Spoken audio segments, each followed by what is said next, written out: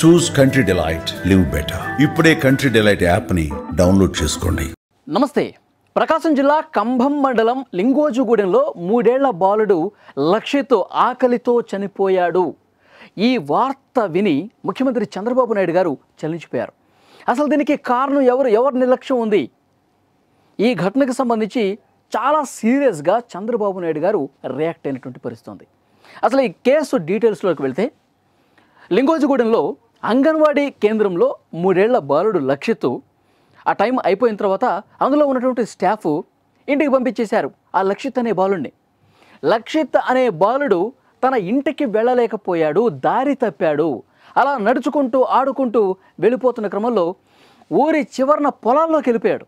అలా 3 కిలోమీటర్ల పాటు నడుచుకుంటూ వెళ్ళిపోయాడు. అంటే ప్రాథమికంగా పోలీసుల దర్యాప్తులో ఆ బాలుడి మృతదేహం ఎక్కడ కనిపించిందంటే, లింగోజుగూడానికి పంట పొలాల్లో 3 కిలోమీటర్ల దూరం వెళ్ళిన తర్వాత సూరేపల్లికి సమీపంలో ఆ బాలుడు వికతి జీవిగా పడిపోయి ఉన్నాడు.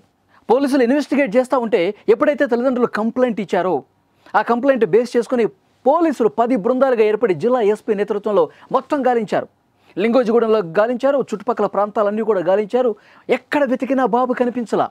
8వ తారీఖు మంగళవారం రోజు ఉదయం 11:30 బాలుడు మిస్ అయిపోతే, గురువారం రోజు అంటే 2 రోజుల తర్వాత 10వ తారీఖు ఉదయం ఆ బాలుడు పంట పొలాల్లో 3 కిలోమీటర్ల దూరంలో విగతజీవిగా చనిపోయి పడి ఉన్నాడు.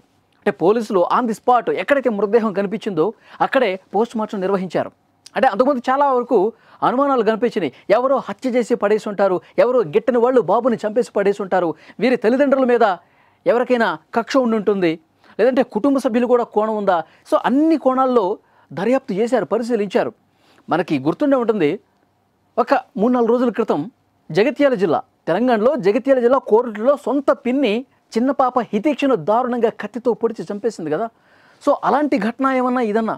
అదే రకంగా కుటుంబ సభ్యులే ఎవరైనా, బంధువులే గిట్టని వాళ్ళు ఏమైనా చంపేశారా, ఏమైనా ఈ అఘాత్యానికి పాల్పడ్డారని చెప్పి ఆ కోణంలో కూడా దర్యాప్తు చేశారు. కానీ హత్యకు సంబంధించిన ఆనవాళ్ళు ఏమీ కనిపించలా. ఆ బాలుడి మీద ఎలాంటి గాయాలు లేవు, ఎలాంటి కత్తిపోట్లు లేవు. పేక పిసికి చంపేశారు అని కూడా కొంతమంది అనుమానం వ్యక్తం చేశారు. కానీ అది కూడా పోస్ట్ మార్టంలో ఎక్కడా బయటపడలా, ఎలాంటి గాయాలు కాలేదు. కానీ ఆ బాలుడు 8వ తారీఖు తప్పిపోతే, కనిపించకుండా పోతే 10వ తారీఖు ఈ మృతదేహం కనిపిస్తే, అంటే ఆ 8వ తారీఖే చనిపోయి ఒకవేళ బాబుంటే, ఎవరైనా చంపి 8వ తారీఖే పడేసి ఉంటే 2 రోజుల సమయం అవుతుంది, ఆ మృతదేహం కుళ్ళిపోయి ఉంటుంది. కానీ పోస్ట్ మార్టం చేసేటువంటి వైద్యులకి అర్థమైంది, ఆ బాలుడి మృతదేహం అనేది కొంత ఫ్రెష్గా ఉంది, అంటే చనిపోయి కొద్ది గంటలే అవుతుంది. ఈ సమాచారం ఆ పోస్ట్మార్టం రిపోర్ట్లో బయటపడింది. అంటే హత్య కాదు, చంపలేదు, ఆ బాలుడే ఆ అంగన్వాడీ సెంటర్ నుంచి ఆడుకుంటూ తప్పిపోయి తన ఇంటికి వెళ్లకుండా ఈ విధంగా ఊరి చివరికి నడుచుకుంటూ వచ్చి ఆ పొలాల్లోకి వచ్చి ఇంకా ఇల్లు కోసం, అమ్మ కోసం వెతుక్కుంటూ అట్లాగే నడుచుకుంటూ చాలా దూరం ప్రయాణించేసరికి, 3 కిలోమీటర్ల దూరం ప్రయాణించేసరికి ఆ బాబు దాహానికి, చిన్నపిల్లలు అసలు మనమే ఆకలికి తట్టుకోలేం, 2 రోజుల పాటు వాటర్ లేవు, ఫుడ్ లేదు, ఏమీ లేదు, అలా ఏడుస్తూ పడిపోయి ఉన్నాడు.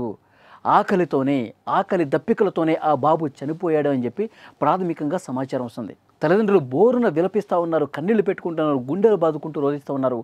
ఒకటే ఒక విషయం ఈ కేసులో కనిపిస్తూ ఉంది.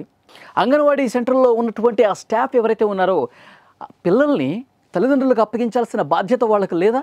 అంత చిన్న పిల్లల్ని, 2.5 నుంచి 3 సంవత్సరాల మధ్య ఉన్నటువంటి వయసు ఉన్నటువంటి ఆ చిన్న బాబుని సమయం అయిపోయింది ఇంటికి వెళ్ళరా అంటే వెళ్ళిపోతాడా? అంత చిన్న బాబుకి అంత మెమరీ ఉంటుందా? ఇల్లు దగ్గరున్నా సరే, దూరమైనా సరే ఆ పేరెంట్స్కి అప్పగించే బాధ్యత అంగన్వాడీ సెంటర్లో ఉన్న ఆ స్టాఫ్దే కదా, అందులో ఉన్న వాళ్ళదే కదా. సరే తల్లిదండ్రులు రాలేదు పిల్లలు తీసుకెళ్ళడానికి, మీరు ఫోన్ చేయండి. ఫోన్ చేసి వాళ్ళ తల్లి చెప్తా ఉంది, ఆ కుటుంబ సభ్యులు చెప్తున్నారు, అప్పుడప్పుడు ఫోన్ చేస్తారండి, పిల్లోడిని తీసుకెళ్ళండి అంటారు. కానీ ఆ రోజు అసలు ఫోనే చేయలేదు, పట్టించుకోవాలా. ఆ పిల్లల్ని ఇంటికి వెళ్ళని చెప్పి ఇట్లా వదిలేశారు. పాపం వాడు ఎట్లానే పోతాడు, ఎట్లా నడుచుకుంటూ పోతాడు, ఇంత నిర్లక్ష్యమా? సో చాలా సీరియస్గా యాక్షన్ తీసుకోవాల్సినటువంటి అవసరం కనిపిస్తుంది. ఆకలితో 2 రోజులండి, మంగళవారం ఉదయం 11:30 అతను ఆ పొలాల్లో పడి వెళ్తే ఆ చిన్నబాబు వాటర్ దాహం వేస్తుంది, ఆకలి వేస్తుంది, అమ్మ అని చెప్పి ఎంత రోధించాడు. ఆ సమయంలో ఎవరూ చూడాల, ఎవరికీ కనిపించలేదు. అక్కడే ఏడుస్తున్నాడు, అక్కడే పడుకున్నాడు, ఆ పంట పొలాల్లోనే నిర్మానుష ప్రదేశంలో. ఎంత భయపడి ఉంటాడు. మొదటి రోజు పూర్తిగా ఏడుస్తూ ఏడుస్తూ అలాగే పడుకొని ఉంటాడు. చీకటి పడి ఉంటుంది, ఒక్కడే ఉన్నాడు. 3 సంవత్సరాల బాబు. ఎంత భయం వేసి ఉంటుంది. నా అమ్మ ఎటుపోయింది, మా వాళ్ళందరూ ఏం కనిపించట్లేదు, ఎటుపోయారు, నా కోసం ఎవరు రావట్లేదేంటి, ఎంత భయపడిపోయి రోధించుంటాడు, ఏడ్చుంటాడు. ఎంత దాహం వేసి ఉంటుంది, ఎంత ఆకలి ఉంటుంది. మనం ఆకలిస్తేనే తట్టుకోలేం, ఏదో ఒకటి తినాల్సిందే. ఏదో ఒకటి తింటే కానీ మనకి ఎనర్జీ వస్తుంది. ఉన్న పనులన్నీ ఆపేసి ముందు మనం భోజనం చేస్తాం. అలాంటిది అంత చిన్న బాబుకి ఆకలితో ఎంత అలమటించి ఉంటాడండి. ఇది చాలా దారుణమైనటువంటి విషయం. ఇది కేవలం నిర్లక్ష్యం కారణంగా జరిగింది.